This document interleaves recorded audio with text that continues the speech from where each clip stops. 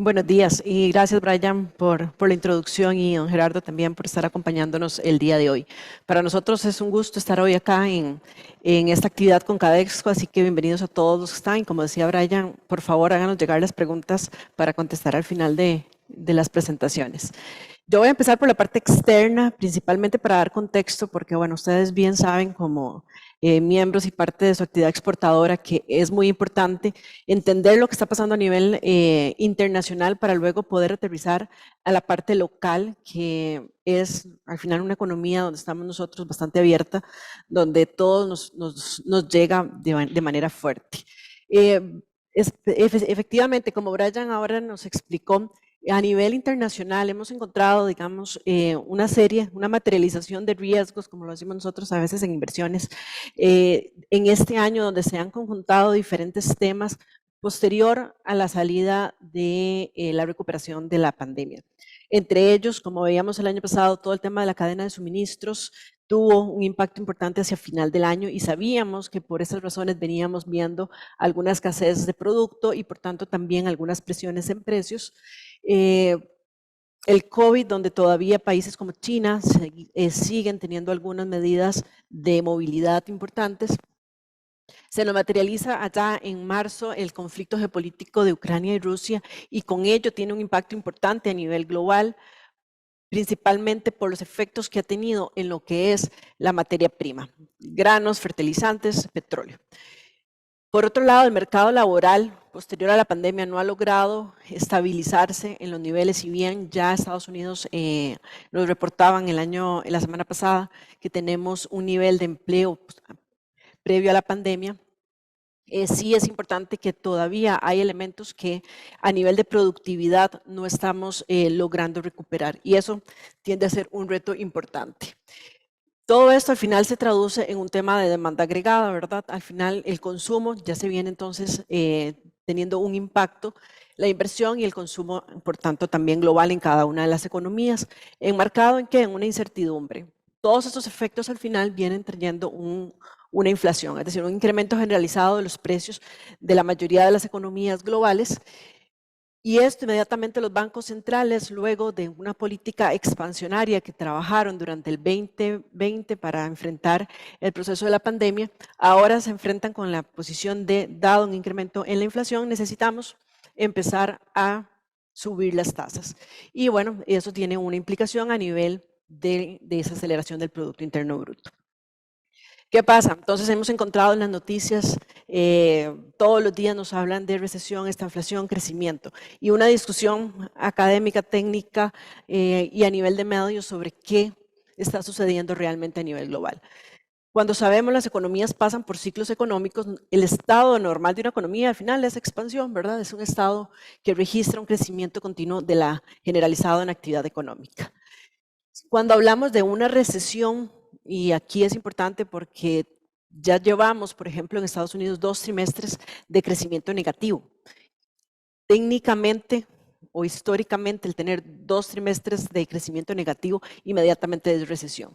Sin embargo, en esta ocasión, como hay temas bastante particulares, esa decisión todavía por parte de un ente en Estados Unidos, que es el NBER, que es el que define y declara finalmente una recesión, no lo ha hecho. Y no lo ha hecho, ¿por qué? Porque cuando uno entra a ver algunos otros indicadores en Estados Unidos, más allá que el crecimiento de la economía, todavía, digamos, hay ciertos elementos que no hacen predecir como tal una recesión o declararla. ¿Por qué? Porque al final están viendo temas de la profundidad de la actividad económica, la difusión a lo largo de la economía y esta duración.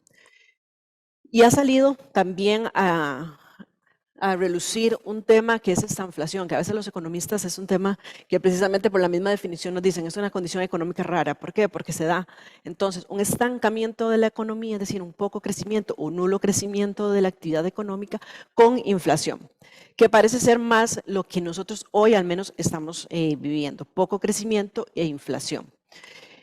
Sin embargo, digamos, cada vez vemos cómo el mercado empieza a traer en sí el concepto de recesión y aumentar las probabilidades.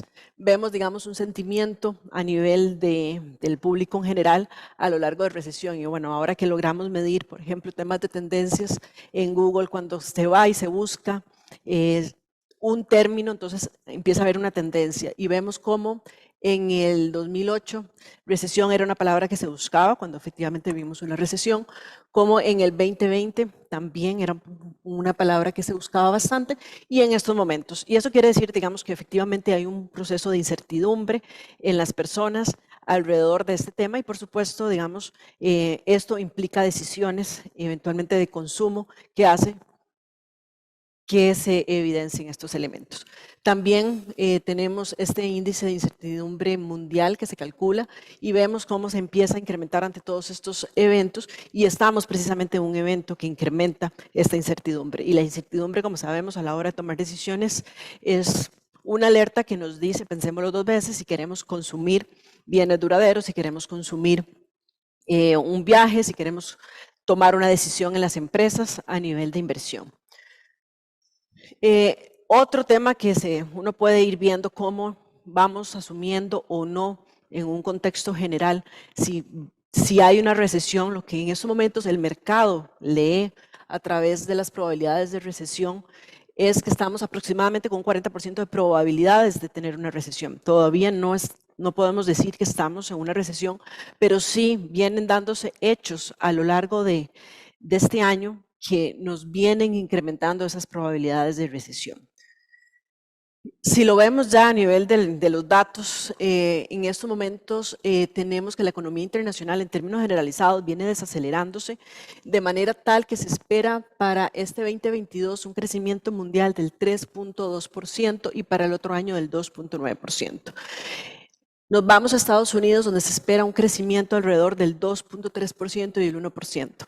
Y así podemos ver en cada una de los indicadores que tenemos acá para las diferentes economías, donde de manera generalizada se va desacelerando y donde de manera generalizada el Fondo Monetario ha venido en sus revisiones constantemente bajando las estimaciones de crecimiento.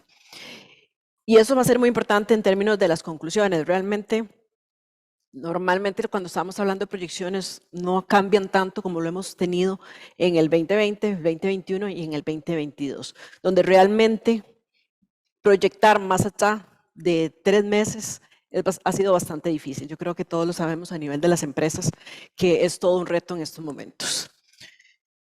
Viéndolo a nivel en Estados Unidos, y nos centramos en Estados Unidos por ser nuestro principal mercado y a nivel ser un referente a nivel global sobre lo que está sucediendo, vemos que el Producto Interno Bruto del primer trimestre fue un menos 1.6 y para el segundo trimestre un menos 0.9. Y aquí en estos dos negativos es donde se centra principalmente el tema que se habla, si hay una recesión o no, porque como ven hay dos periodos consecutivos negativos. Sin embargo, realmente cuando uno ve el gasto del consumidor, que para Estados Unidos es 2/3, lo que explica un crecimiento económico, todavía muestra señales, digamos, de crecimiento.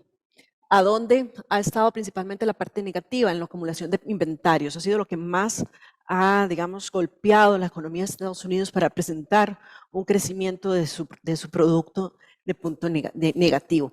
Sin embargo, sí se ven señales donde uno tiene que estar alerta en términos de que se van desacelerando temas como el consumo, temas como las inversiones. Nos centramos en la parte de crecimiento de Estados Unidos y el consumidor y vemos cómo ha venido el gasto real del consumidor cateando y principalmente se viene dando en los bienes durables. Incluso Amazon, ahora que presentaron sus utilidades, precisamente presentaba esto, ¿verdad? Donde ya el consumidor empieza a decidir si consume su canasta básica o consume en compra de bienes duraderos. Y claramente, digamos, se vio cómo la decisión de consumo en estos momentos está dejando por lado bienes duraderos como principal factor que se ve en el consumo. Y vemos también aquí el impacto mensual de la inflación en el ingreso disponible, ¿verdad? Efectivamente, Estados Unidos está presentando niveles de inflación históricos que no se veían desde los años 80 y eso, por supuesto, tiene un impacto directo en el ingreso disponible de las personas de manera importante, donde ya se va sintiendo en los bolsillos, donde hay que empezar a decir, ok, esto sí lo compro y esto no lo compro porque tiene un impacto real ese crecimiento en precios. Eso se traduce a nivel de confianza y nuevamente en el consumidor ya se está viendo esa disminución de la confianza. Si vemos acá, se ve donde la confianza baja en el 2020 de manera fuerte, cuando entramos en un nivel pandémico se logra recuperar y luego viene nuevamente en una caída en los últimos meses. Sin embargo, digamos, contrario muchas veces a estas situaciones de incertidumbre o de crisis, por ponerle un nombre en estos momentos, hay una diferencia, que la posición financiera de los hogares que apoya es muchísimo mejor que en otras ocasiones. Acá lo que estábamos viendo, como decíamos, viene un efecto oferta agregada que se viene traduciendo en un efecto en la demanda, pero la posición de los hogares saliendo de la pandemia está muchísimo más fuerte que en otras ocasiones. Entonces vemos cómo la deuda hoy en los hogares de los Estados Unidos es menor que la historia, en 2008, que en 2002, allá en la crisis de los dot-coms, y también cómo la tasa de ahorro ha sido muchísimo más amplia en los últimos meses que la histórica en los Estados Unidos. Y bueno, y eso se debe, por supuesto, a factores como las ayudas de gobierno, se debe a factores como los crecimientos en precios en los mercados accionarios, pero sí es importante en términos de tendencia que vemos que esta tasa de ahorro ya empieza a ser puede empezar a ser negativa y eso, bueno, claramente es un indicador que para hacer frente a este proceso inflacionario, los hogares están ya empezando a utilizar, podrían estar usando sus ahorros. A nivel de deuda también es un factor que uno trata de darle un doble clic para ver los riesgos de transmisión de lo que está sucediendo. Y vemos, acá tenemos un gráfico donde tenemos las deudas de los gobiernos y las deudas de los hogares y vemos que realmente no hay casi que ningún país que esté alto a nivel de hogares y alto a nivel de gobiernos. Un Estados Unidos, lo vemos, está casi que en el centro, estando, digamos, bastante balanceado y ahí vemos cuáles son los países que podrían estar eventualmente entre a nivel de gobierno un poco más altos o a nivel de hogares también un poco más altos en sus deudas para enfrentar estos procesos. Esta inflación, como les decía, estamos llegando a niveles bastante altos, alrededor del 6, del 5%, un poco más arriba. Y bueno, vamos a esperar, este mes es clave, el dato de inflación. Y básicamente veíamos ya el año pasado saliendo de la pandemia por el tema de la cadena de suministros, un mercado laboral desequilibrado donde ya teníamos un proceso de inflación. Y empezamos a escuchar hace un año donde decíamos, no, esta inflación es transitoria porque venía a raíz de esto. Hablábamos ya de que veníamos a traer un proceso de incremento de tasas para el 2022. Ya digamos que eso era un proceso que se empezaba a descontar a finales del año pasado en los mercados.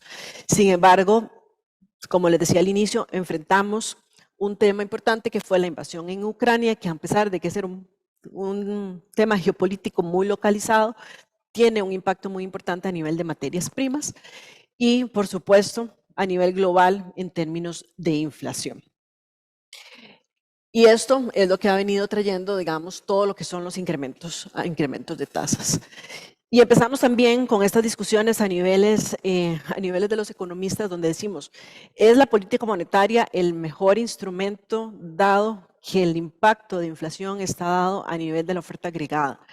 ¿Y por qué? Porque si lo vemos en esta composición, la inflación de alimentos es bastante alta, arriba de un 10% y principalmente muy enfocada en estos elementos que ha traído el impacto a nivel geopolítico.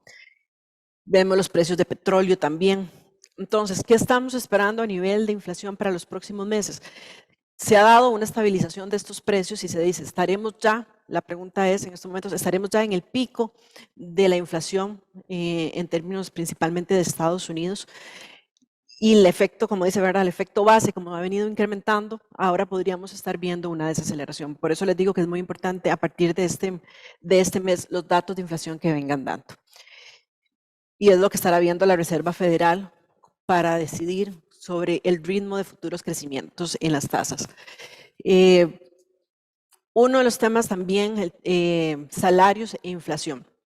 Y está esta discusión porque realmente se está viendo que, por ejemplo, en la economía de Estados Unidos, si uno ve el dato de desempleo que he publicado el viernes anterior, ya estamos mejor, bueno, en los mismos niveles de prepandemia. Entonces uno diría, el mercado laboral está fuerte y esto es muy positivo para la economía, pero dado el proceso inflacionario y el incremento que tenemos en los salarios, no es realmente digamos, un elemento que le agregue a ayudar a que la inflación disminuya, más bien todo lo contrario, es un elemento adicional que puede apoyar un incremento de la inflación. Y empezamos a discutir el tema también de productividad, ¿verdad? Porque vemos un decrecimiento del producto y un incremento en los salarios y menor desempleo. Hay elementos que han afectado a nivel de empleo, como la reintegración de personas al mercado laboral, que no se ha dado en algunas partes y en algunos sectores de los Estados Unidos. Y sí, efectivamente, esto se ha traducido en el reto de las autoridades monetarias por incrementar las tasas de política monetaria, siendo el primero que inició el Banco de Inglaterra, ya por ahí de finales del año pasado, y todo siguiéndolo incluso hasta el Banco Europeo, que lo hizo después de 10 años de no incrementar las tasas. Ahí pongo también la referencia nuestra, pero al final el mensaje es que ha sido un incremento de tasas muchísimo más allá de lo que preveíamos a inicios de años de lo que podía ser los incrementos de tasas por las condiciones que ya se venían desarrollando. ¿Cuál ha sido el impacto a nivel financiero en la parte de inversiones? Lo vemos de manera directa, ¿verdad? Tenemos un año que ha sido el primer semestre del año, el peor semestre desde el año 1970. Es decir, llegamos a tener lo que se conoce como un bear market, es decir, caídas en los índices accionarios más allá del 20% en un poco tiempo, realmente. Fueron 2-3 meses puntuales durante el semestre que fueron bastante impactados por el tema de Ucrania, por el tema de la inflación que se ha venido acelerando. Julio fue un mes bastante positivo de alguna recuperación, pero realmente todavía no con tendencias claras de hacia dónde deberíamos de ir, como les digo, esperando todavía datos importantes y políticas posibles que puedan acarrear, digamos, a nivel de la Reserva Federal para los próximos días.